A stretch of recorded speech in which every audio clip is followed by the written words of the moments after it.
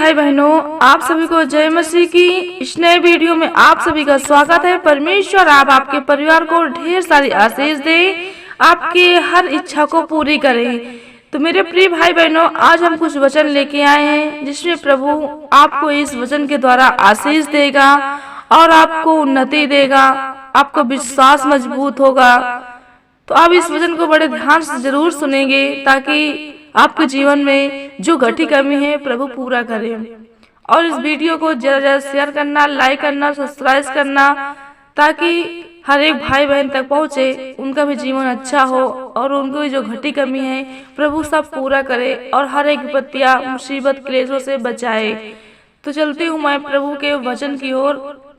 जैसे कि यशायाह 30 के 19 में लिखा है, वह तुम्हारी दुहाई सुनते ही तुम पर निश्चय अनुग्रह करेगा, वह सुनते ही तुम्हारी मानेगा। मेरे प्रिय भाई बहनों, यहाँ पे अगर कोई दिक्कत, कोई परेशानी है, कोई विपत्तियां है, क्लेश है, मुसीबत है, कोई दिक्कत परेशानी है, तो हम किससे? अपने प्रभु से कहें, किसी से नहीं, हमें प्रभु से कहना है। यहाँ पे यशायाह लोगों को समझा रहा है और बता रहा है कि यदि हम विश्वास करते हैं, यदि हम प्रभु पे विश्वास करते हैं, तो सचमुच जो दिक्कत है, जो परेशानी है, हम किसी से नहीं, किसी मनुष्य से नहीं, किसी इंसान के सामने नहीं, हमें अपने प्रभु के सामने कहना है और प्रभु से हर एक बातों को रखना है, ताकि परमेश्वर हमारी हर एक बातों को सुनते ही वो हमें देगा, वो हर एक बात को हमारी मानेगा और हमें देगा। कब देगा? जब हम विश्वास के साथ उसके साथ बने रहेंगे और उसके हर एक आज्ञाओं को, हर विधि को, हर नियम को मानेंगे, तब सचमुच परमेश्वर हमें हर एक चीज देगा और हमें हर विपत्तियां, हर मुसीबत से बचाएगा। तो मेरे प्रिय भाई बहनों, आप इस वचन को बड़े ध्यान से सुनेंगे। और क्या कहा, चाहे प्रभु तुम्हें विपत्ति की रोटी और दुख का जल भी दे, तो भी तुम्हारे उपदेशक फिर न छिपे और तुम अपनी आंखों से अपने उपदेशकों को देखते रहोगे। यहाँ पे बीच में क्या कहा है कि चाहे प्रभु तुम्हें विपत्ति की रोटी और दुख का जल भी दे, चाहे प्रभु हमें विपत्ति की रोटी, चाहे दुख का जल भी दे, फिर भी हमें प्रभु को नहीं छोड़ना है, फिर भी अपने प्रभु के साथ बने रहना है, क्योंकि प्रभु विपत्तियों को रचा है पर प्रभु ने विपत्तियों को दिया नहीं है। उसने विपत्तियों को दिया नहीं है। कोई भी माँ बाप अपने बेटी और बेटा को ये नहीं चाहेगा कि वो दुखी और तकलीफ में रहे। जब यहाँ मनुष्य मूर्ख होकर अपने बच्चों को अच्छा वस्त्र देना जानता है, अच्छे से रखना जानता है, तो क्या हमारा स्वर्गीय पिता है, वो तो हर एक चीज, हर एक घटी और कमी को पूरा करेगा और वो अपने बच्चों को, अपने बेटी और बेटियों को, सबको बहुत अच्छे से रखेगा। और तुम्हारे उपदेशक फिर न छिपे और तुम अपनी आंखों से अपने उपदेशकों को देखते रहोगे। जो उपदेशक है, जो उपद्रवी है, जो हम पे बहुत डर, जलन, ईर्ष्या करते हैं, वो उनको अपने आंखों से हम देखेंगे, आंखों से देखते ही रहेंगे कि वो लोग कैसे हैं और हम कैसे हैं। क्योंकि संसारी के लोग तो फिर विपत्तियों में घृषित रहते हैं और जो प्रभु पे विश्वास करता है वो विपत्ति से छुटकारा पाता है, विपत्तियां उससे दूर हो जाती हैं। क्योंकि परमेश्वर से बड़ी विपत्ति नहीं, परमेश्वर से बड़ी बीमारी नहीं, परमेश्वर से बड़ी कोई चीज नहीं है, कुछ भी नहीं है।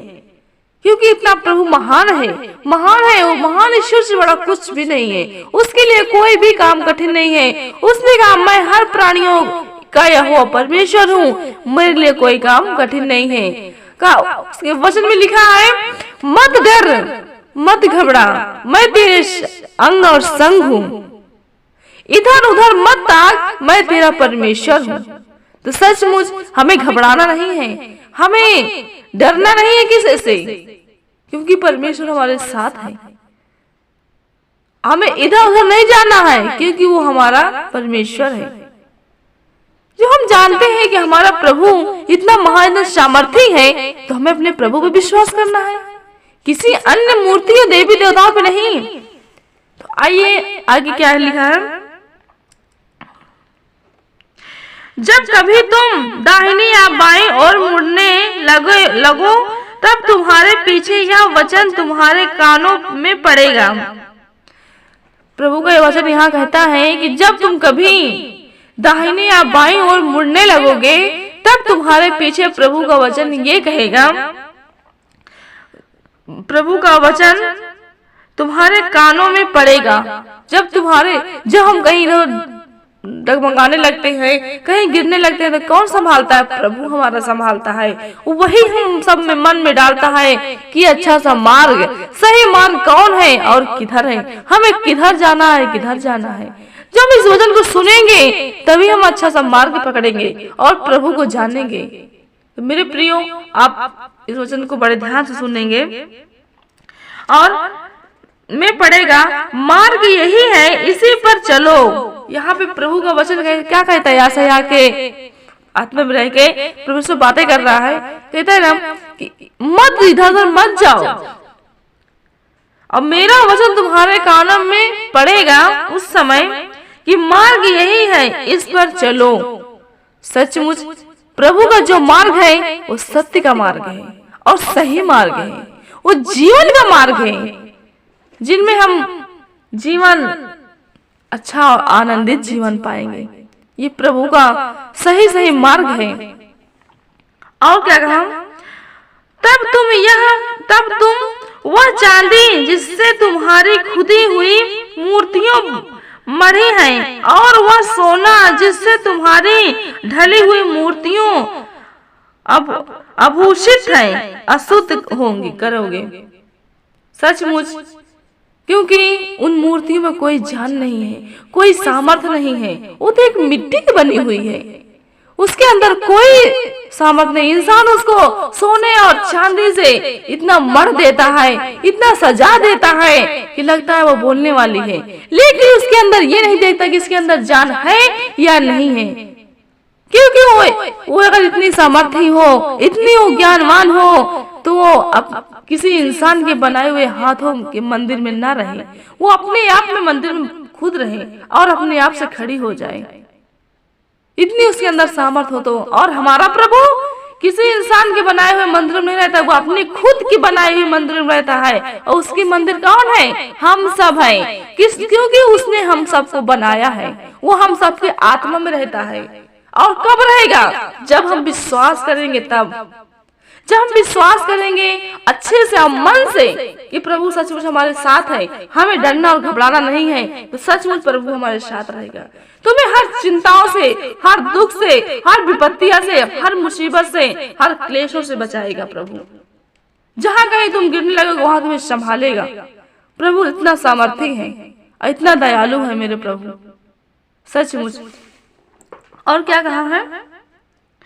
मूर्तियां मढ़ी हैं और वह सोना जिससे तुम्हारी ढली हुई मूर्तियां आभूषित हैं अशुद्ध करोगे। उन्हें हम अशुद्ध करते हैं। कब करेंगे? जब हम परमेश्वर पर विश्वास कर लेंगे। क्योंकि जब हम परमेश्वर के ऊपर विश्वास में उसकी महिमा को देखेंगे, उसकी सामर्थ्य को देखेंगे, तो जो मूर्तियां सोने और चांदी से मढ़ी और ढली हुई हैं, वे आभूषित है, वो अशुद्ध हम खुद अपने हाथों से करेंगे, अपने मुंह से अशुद्ध करेंगे। इसमें कोई शक्ति नहीं है, ये शक्तिहीन है। इसकी अपने आप में खुद रक्षा कर नहीं सकते हैं, तो दूसरों रक्षा क्या करेंगे?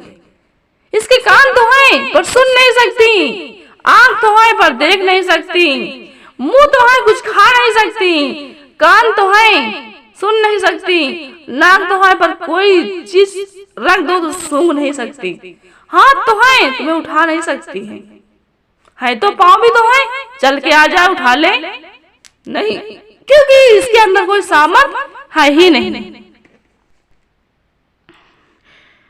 तुम उनको मैले कुचैले वस्त्र के सामान फेंक दोगे।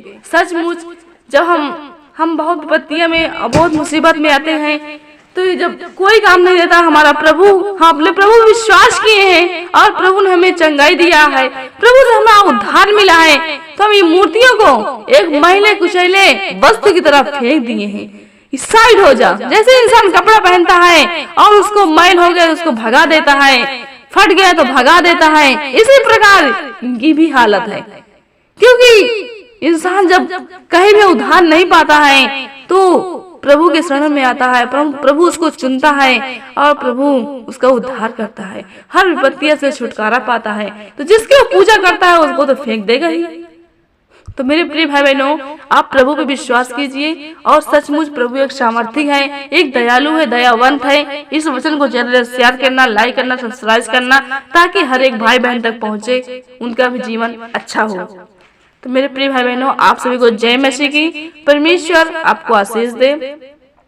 और मैं प्रभु से विनती प्रार्थना करती हूँ कि हे पिता परमेश्वर, जो भाई बहन इस वचन को सुना है और समझा है, प्रभु इस वचन उनके हृदय में बस जाए और ये वचन के द्वारा उनका जीवन अच्छा हो, उद्धार मिले। प्रभु आपका बहुत बहुत धन्यवाद है। धन्यवाद। आमीन।